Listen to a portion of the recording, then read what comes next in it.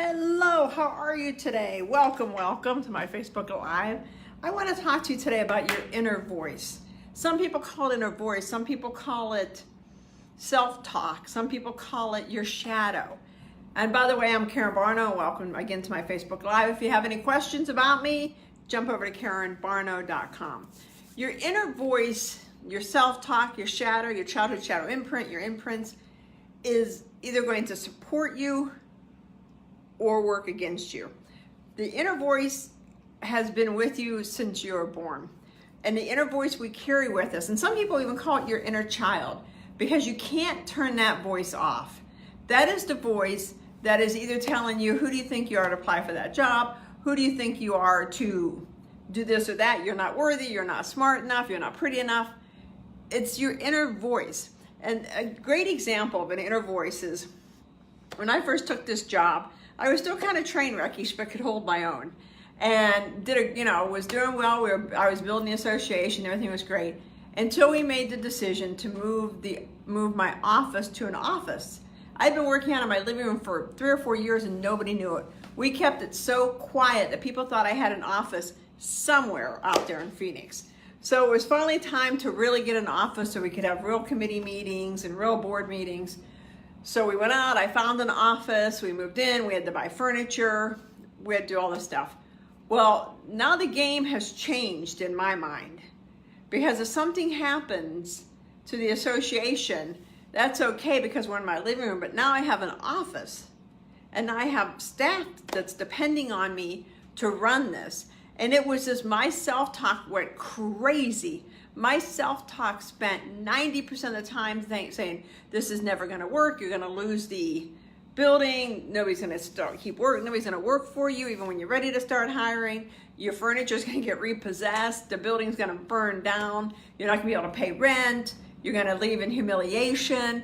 I mean, non-stop, I couldn't get it to shut up. And so whenever you can't get your self-talk to shut up, you either self-medicate, drugs, alcohol, food. For me, it was drinking here, drinking there, to try to keep it from silence so I could keep moving forward. Because it doesn't matter where you are in your life, little Karen, little Sue, little Debbie, little Crystal, little whoever comes with you. Your inner voice follows you around. And you really have to decide to make friends with this inner voice.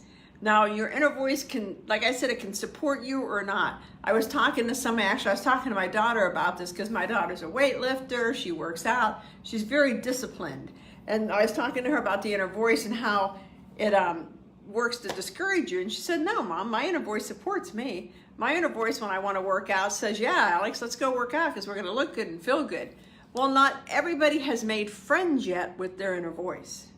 I mean, I've made friends with 80% of my inner voice, and I'm not sure I'll ever make friends 100%, because that negative is still gonna slip in there.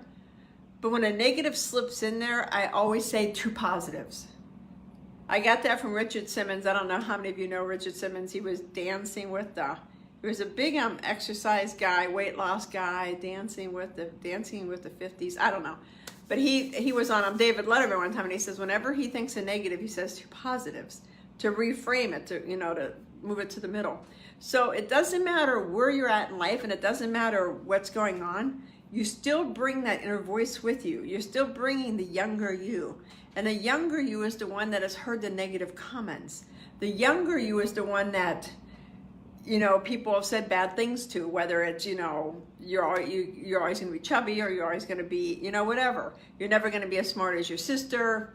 Your brother plays the trumpet better. Why can't you be like your aunt who sews outfits for the poor?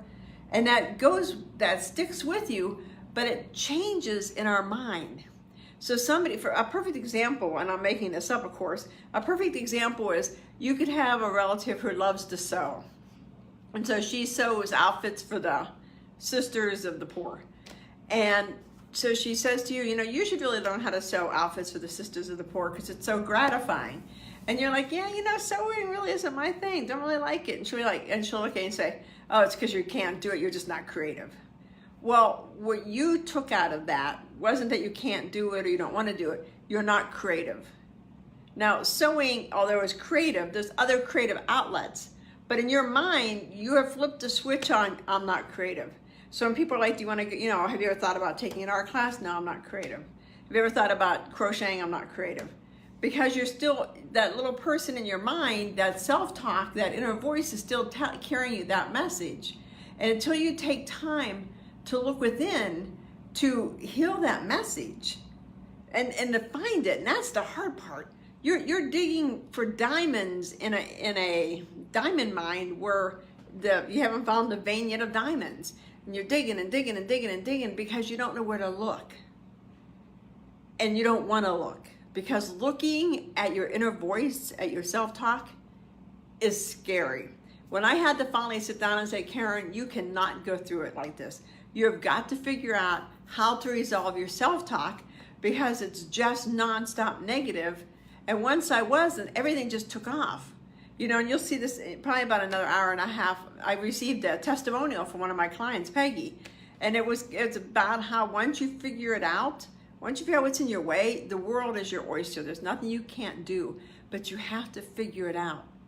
And sometimes, and I'd say most of the times, the inner voice that's causing you the most pain, that is holding you back the most, is the one buried the deepest. That's the one that you really need to change to move you forward. That was the one I really needed to change. I really needed to say, you know what, Karen, you can do this. You can build this association. You can fundraise. You can build membership. You can do this because you're smart, you're articulate, you're, all these, I don't want to say affirmations because they were truth to me.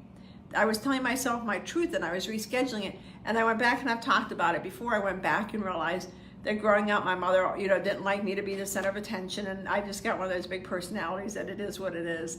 But she'd always be like, she preferred that I would hide my big personality because she had been bullied and didn't want me to be bullied. So once I hit upon that, everything shifted for me. So once you hit upon it, everything will shift in a very positive way. So take your time and really start figuring out where this inner voice is coming from. When something pops in your head that you know is not you, you need to ask yourself, hey, where'd that come from? You'll be sitting at your desk typing away and all of a sudden it'll be like, oh my God, I'm gonna get fired today. Where'd that come from? Or, oh my God, my husband's gonna be really mad at me when I get home today because I'm gonna have to be 5 minutes late. You've been hours late before he doesn't care, but in your mind, and then it turns into this big snowball rolling down a hill. It could be, oh my gosh, if I don't get this report done on time by 5 o'clock tonight, I'm gonna get fired. Nobody at any time said you're gonna get fired, but in your mind, you're gonna get fired. And at 5:30, you're still not working on the report. Now I'm just not smart enough to get this done. And it just keeps escalating and escalating and escalating until you're so depressed. Instead of when it pops into your head, I'm gonna get fired if I don't get this report, stop and think, where did that come from? Did somebody tell me that? Or did my inner voice make that up?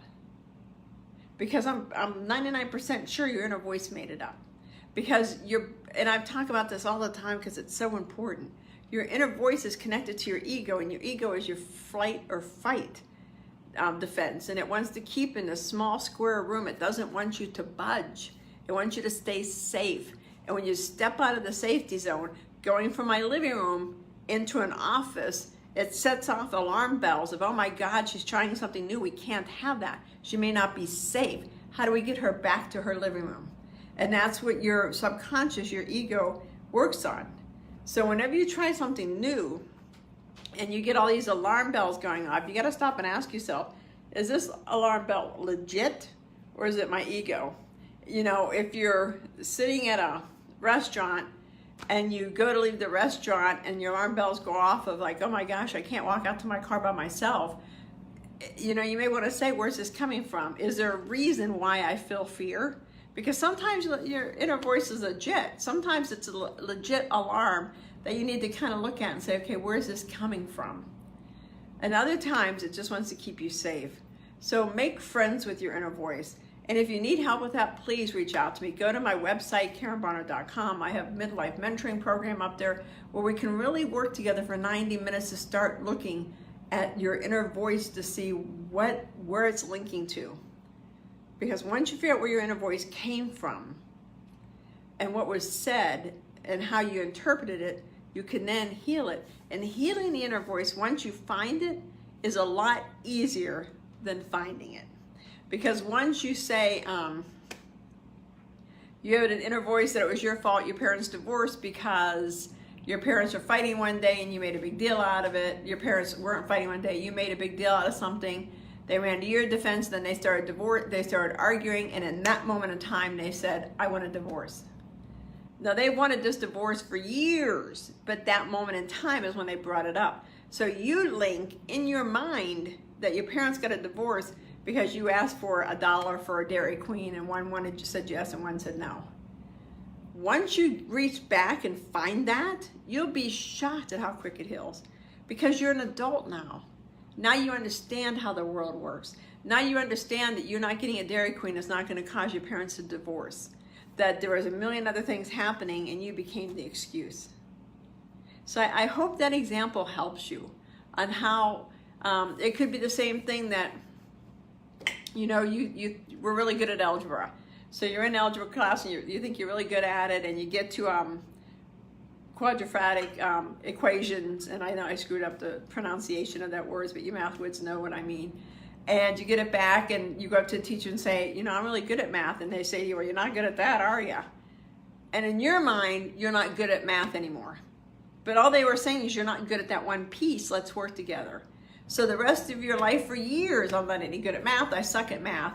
And then we pull it out that one statement and you're like, oh. Because again, now you're an adult. Now you can look at these things from your child and piece it together and go, oh, that's where it comes from. And once you say those words, once the light bulb goes off, I promise you healing it is like that. But it sometimes takes time to dig because you really got to dig deep on some of these shadows to really figure it out. So if you want to make friends with your self-talk, with your inner voice, let me know, reach out to me. Like I said, jump over to my website, I have programs over there, or message me. If you're on Facebook, send me a message and we can chat about working together.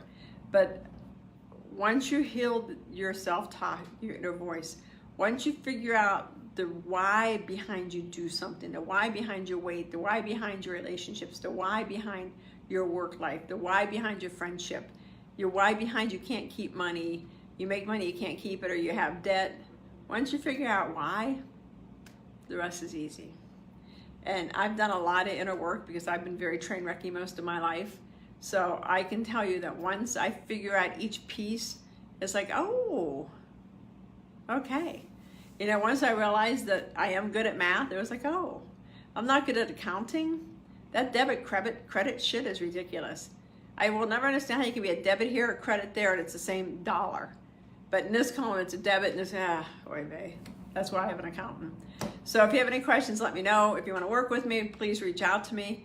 My mission is to have everybody heal their inner voice and make friends with themselves so they can start supporting themselves, and as women, so you can start standing in your power and being the great woman you are meant to be, and so you can finally make the difference in the world that you're here to make.